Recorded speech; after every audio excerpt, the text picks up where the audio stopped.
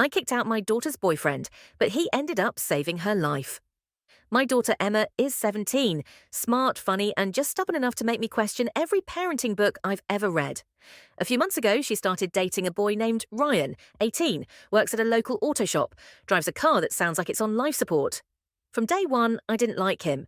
He was polite, sure, but there was something about that smirk, the ripped denim, the casual sir, that rubbed me the wrong way. One night, I caught him sneaking out through our back gate after curfew, and that was it. I told Emma he wasn't allowed over anymore. She said I just didn't understand him. Maybe she was right. A few weeks later, I came home early from work. Ryan was sitting in my living room, alone. Emma wasn't even home yet. That was the last straw. I told him to get out, that he wasn't welcome in my house, that if he really cared about my daughter, he'd stay away. He just nodded, looked me dead in the eye, and said, "If that's what you want, sir." Then he left.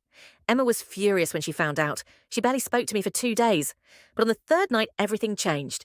It was 1 a.m. when my phone rang. It was Ryan. His voice was shaking. "Sir, Emma's in trouble. I'm taking her to the hospital." My heart dropped. I rushed there as fast as I could. When I walked into the ER, Emma was pale, hooked up to IVS, barely conscious. Ryan sat beside her, hands covered in scratches, his face white with fear. The nurse told me he'd found her unconscious in her car at a gas station.